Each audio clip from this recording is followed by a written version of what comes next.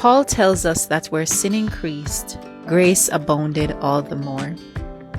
Today we continue to reflect on how God's grace has appeared to us in a world where sin is ever present and increasing. Brothers and sisters, hear me. There is enough grace in the heart of God to save and to keep saved for all of time and eternity every sinner that has ever lived. Every sinner that has ever lived and every sinner that will ever live.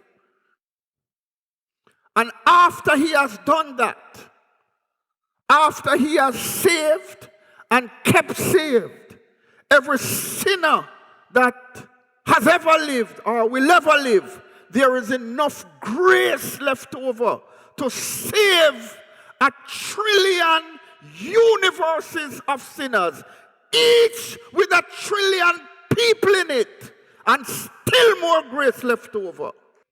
There is an oversized reservoir of grace in the heart of God that can never be exhausted. Now, we might have expected Paul to say, where sin increased, God's wrath and judgment increased all the more. That's what we would have normally expected Paul to say. But God's love is so amazing that instead of wrath and judgment increasing when sin increased, it was grace that super increased where we expected the increase of wrath and judgment. Listen to me, if grace superabounds over sin, then we know that it is impossible for us to out-sin the grace of God. There is no dam erected by sin that can stop the flow of God's grace from reaching us. Brothers and sisters, I want you to listen to me carefully. God does not withhold grace from us because of the abundance of sin. I know this is difficult for us to understand because of how we tend to think and because of how we tend to operate. When we are offended by somebody, our tendency is to withdraw from that person and to stop showing them favor. Isn't that right? Even in church. That's how we operate. When we are offended, we withdraw.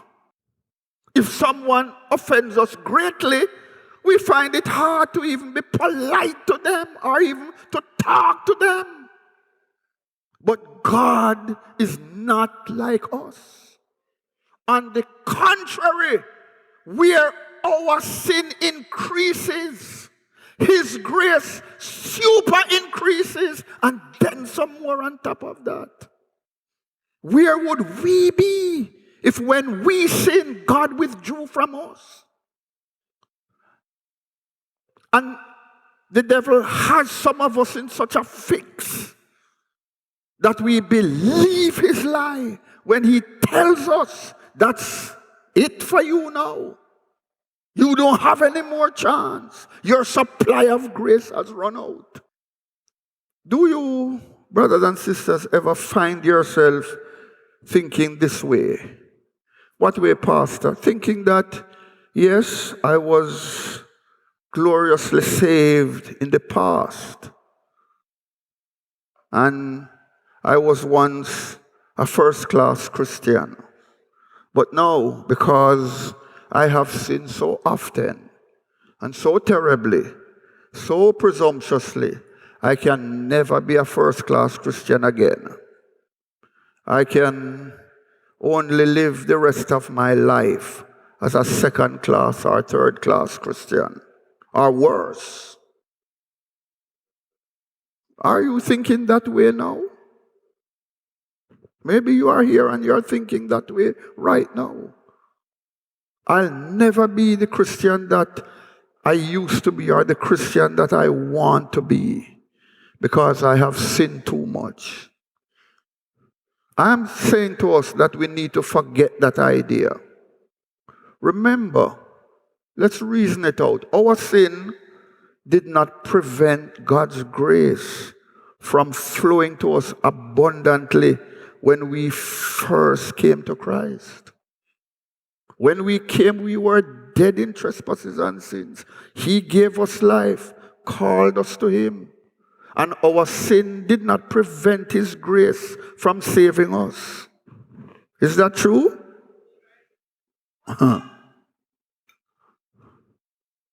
So why do we think that now that we are saved and belong to Him, our sin is going to prevent His grace from reaching us? You don't see that that is a lie from what we used to say, the pit of hell? Huh?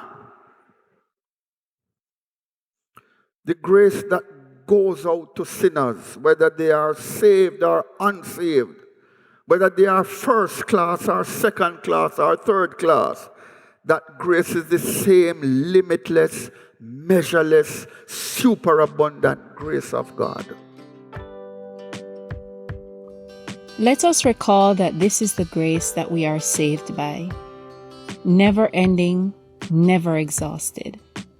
Rather than God's wrath, God's grace appeared, super increased. God will never withhold or diminish His grace towards us because of our sin.